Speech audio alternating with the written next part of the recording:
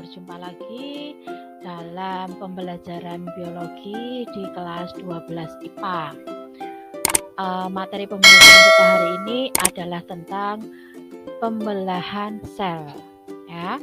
Jadi pembelahan sel ini ada 3 cara atau 3 jenis, ya. Jadi ada pembelahan sel secara amitosis, secara mitosis, dan secara meiosis. Nah, pembelahan sel secara amitosis ini adalah pembelahan sel yang terjadi secara langsung. Kenapa dikatakan pembelahan sel ini terjadi secara langsung? Karena pada pembelahan amitosis ini tanpa adanya tahap mitotik. Jadi nanti dalam pembelahan sel itu ada tahapan mitotik, ya, baik pada pembelahan mitosis maupun meiosis, yaitu yang terdiri dari profase, metafase, anafase, dan telofase. Sedangkan kalau pada tahapan amitosis ini pembelahannya tidak ada tahapan mitotiknya. Jadi dari satu sel dia akan langsung membelah menjadi 2 sel. Nah, pembelahan amitosis ini terjadi pada sel bakteri. Bisa kalian lihat di gambar. Di situ ada 1 sel induk bakteri, ya. Kemudian dia akan langsung membelah menjadi 2 sel diikuti dengan pembelahan kromosomnya.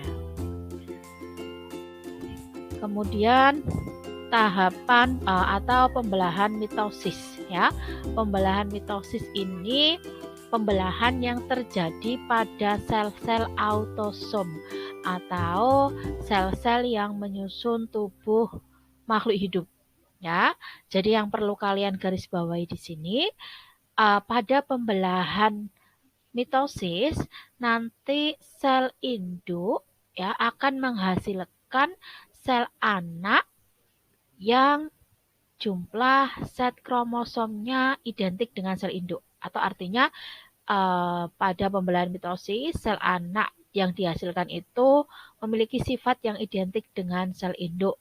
Jadi kalau sel induknya kromosomnya diploid atau 2N, maka nanti hasil sel anakannya juga akan bersifat diploid atau 2N. Makanya di situ Bu Ririn tuliskan 2N, kemudian tetap menjadi 2N, ya. Kemudian hasilnya, ya, dari 1 sel induk pada tahap pembelahan mitosis akan dihasilkan 2 sel anak, ya. Jadi selama kalian menyimak video ini tolong sambil dicatat dan ditambahkan apa yang tidak ada di slide. Kemudian pada pembelahan mitosis ini hanya terjadi 1 kali tahapan, ya. Jadi hanya ada 1 kali tahapan, baik mulai dari fase profase, metafase, anafase, dan telofasenya. Ya, nanti kita akan bedakan dengan pembelahan meiosis. Berikutnya adalah pembelahan meiosis, ya. Pembelahan meiosis ini terjadi pada sel-sel gamet atau sel kelamin yang kita kenal dengan istilah gonosom, ya. Jadi waktu kelas 11 kalian belajar proses spermatogenesis, pembentukan spermatozoa, dan proses oogenesis atau pembentukan sel telur atau ovum. Nah, di situ terjadi pembelahan secara meiosis, ya. Nah, kalau kita perhatikan, ya, nanti dari sel induk yang sifatnya diploid atau 2N, maka akan menghasilkan sel anak yang sifatnya haploid atau N. Jadi jumlah kromosom sel anak itu setengah dari kromosom sel induk. Nah, dari 1 sel induk nanti akan dihasilkan 4 sel anak dengan jumlah kromosomnya adalah setengah dari jumlah kromosom sel induk. Kemudian pada pembelahan meiosis ini terjadi 2 kali tahapan. Nah, tadi kita bedakan dengan mitosis. Kalau mitosis hanya 1 kali tahapan.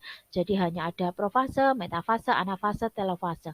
Kalau pada meiosis ini bisa dikatakan sebagai 2 kali mitosis. Artinya apa? Nanti tahapan mitotiknya itu ada profase 1, metafase 1, anafase 1, kemudian telofase 1, kemudian masuk lagi ke profase 2, metafase 2, kemudian anafase 2 dan telofase 2. Nah, jadi itu untuk pembelahan meiosis. Nah, sebelum kita nanti belajar bagaimana tahapan dari mitosis dan meiosis, kalian harus memahami dulu tentang siklus sel. Ya, jadi setiap sel itu mengalami siklus sel. Nah, siklus sel ini ada 3 tahapan, yaitu tahap interfase, tahap karyokinesis dan sitokinesis. Kalau kita lihat di gambar, siklus itu kan perputaran ya. Kalian lihat di sini, interfase ini terdiri dari 3 tahapan, yaitu growth 1, ya, growth 1, G1 kalau di gambar dituliskan itu. Kemudian S itu adalah sintetis ya. Kemudian G2 atau growth 2. Nah, itu semua 3 ini G1, S, dan G2 ini adalah tahapan interfase yang waktunya paling lama pada siklus sel. Pada G1 itu akan terjadi penambahan volume sel. Kemudian pada sintesis atau fase S itu terjadi replikasi DNA atau DNA replication, atau kalau bahasa Indonesia ya penggandaan DNA seperti yang sudah kita pelajari di bab materi genetik.